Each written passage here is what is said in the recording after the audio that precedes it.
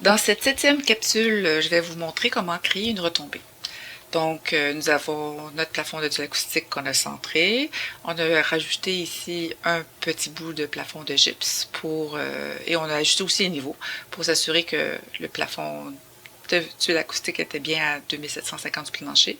Et là, je l'ai aligné ici avec le haut de ma fenêtre parce que ça outrepassait le niveau du plafond. Et là, j'aimerais ça me créer un petit muret qui pourrait faire le pont entre les deux.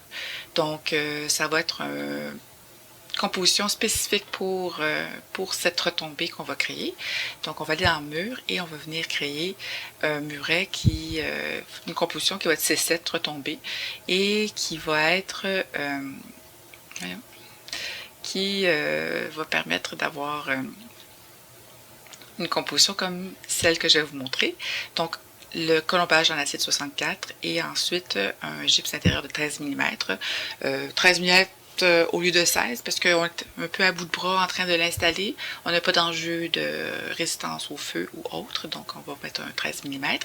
Et on va s'assurer aussi assurez-vous de bien déverrouiller le haut du gypse.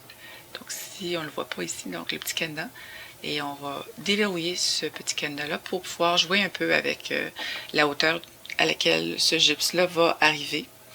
Donc à ce moment-ci, on va pouvoir faire OK et créer notre muret. Donc lorsqu'on crée le muret, architecture mur, et on va par la suite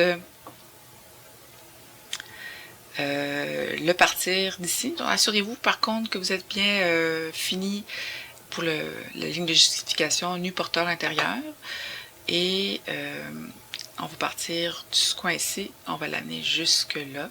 Puis là, je me suis pas nécessairement inquiétée à savoir à quelle hauteur il était pour arriver. Je vais l'ajuster par la suite dans la coupe. Là, on voit que c'est pas tout à fait adéquat. Là. Je vais cliquer sur mon mur et je vais pouvoir soit y aller avec la flèche pour l'aligner avec le mur, ou je peux y aller aussi plus facilement là, en l'écrivant. Donc, 2750 moins le 25, puisqu'on sait c'est un petit gagement de 25, là, pour être sûr. Là. Donc, ça fait 2725. Et là, il va y avoir un petit dépassement. Donc, tout va bien. Puis, dans le cas du plafond, on va le retirer un petit peu là, pour que ce dégagement-là soit... ça, c'est aussi du peaufinement qu'on va faire là, sur le détail 2D. Donc, rajouter le gypse ici et rajouter un autre gypse là. Mais par contre, on peut jouer un peu avec ce gypse ici et l'amener là jusqu'à 100 mm par-dessus. Donc, si on part d'ici jusqu'à là, on devrait avoir un 100 mm plus ou moins là, pour le rehaussement du gypse au niveau de la jonction. On devrait en avoir un autre ici. Donc, c'est vrai, on aurait pu partir d'un mur standard, mais on n'a pas besoin d'avoir d'isolant. Donc, c'est pour ça qu'on en crée un spécialement pour la retombée. Et là, j'aurais peut-être pu jouer avec mon gypse de l'autre côté. Là, il va falloir que je l'ajoute manuellement. Mais je peux, quand je regarde mon plan de plafond, j'ai ça ici. Mais pour le pourtour de mon plafond, ici, je pourrais le modifier. Je n'ai pas réussi à le prendre.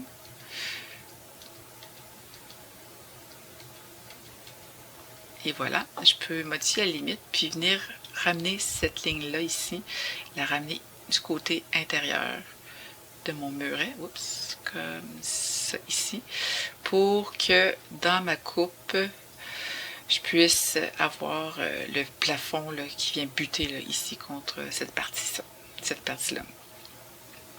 Donc, le reste va être fait en composante 2D dans le détail. Et là, vous allez avoir votre plafond qui est clairement identifié. Et vous allez être prêt à annoter les niveaux de plafond.